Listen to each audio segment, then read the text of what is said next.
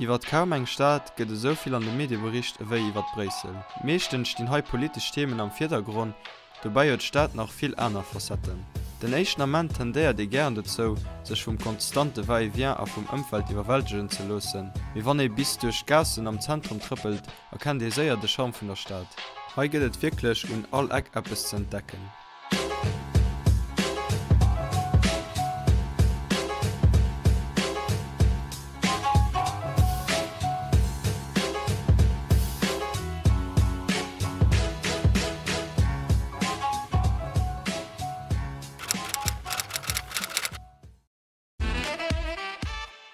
Grand Place ass Mam Atomium déi wuel bekanntes an zugleich bech besichte Platz zu Bresel. Seit an 17. Jahrhundert zählt se zu de wichtigsten Handelsplatz vum Land.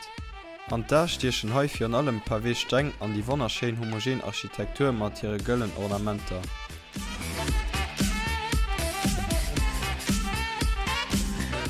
Owesen steht zudem durch flott Belichtungen eng einzigartige Atmosphäre.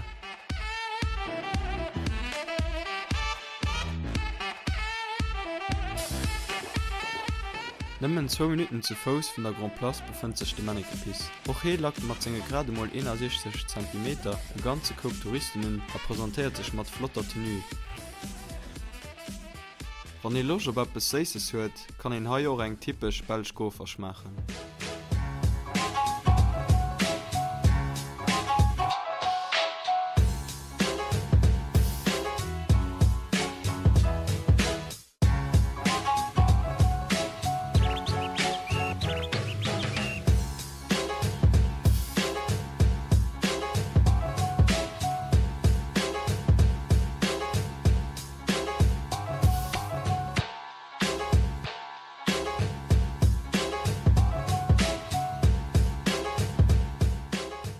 Bresel ist natürlich auch für seinen viel barener Kaffee bekannt.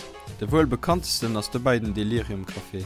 Kein Wunder, dass mehr als 2000 verschiedene Sorten Bier Visiteuren aus der ganzen Welt sehen.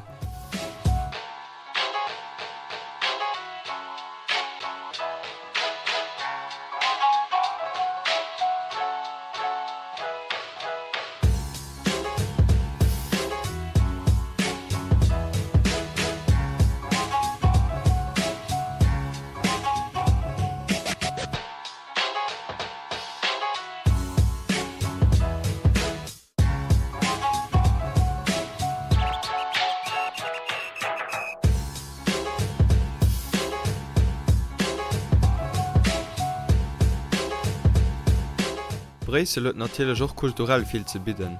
Rundherum den Mont des Arts am Herzen der Stadt zum Beispiel stehen sie auf allerlei Museen, mehr auf Graffiti als Strassenkunst.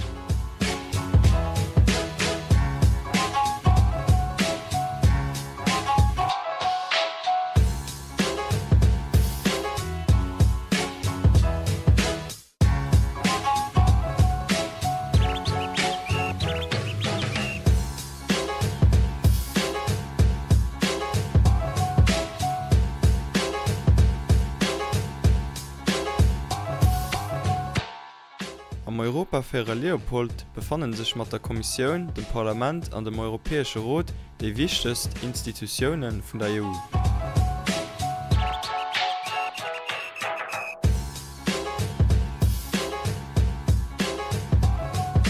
Auf dieser Platz versammeln sich sowohl Staats- und Regierungschefen wie EU-Kommissionspräsidenten wie wat europäische Direktiven zu entscheiden.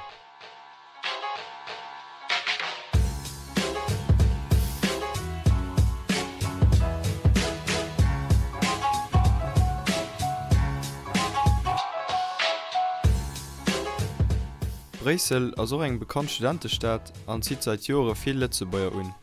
Neben der Université Libre de Bruxelles, wo eng rund 30.000 Studenten zählt, gibt es eng solchen Hochschulen, wo von Architektur bis Pädagogie bald alles studieren kann.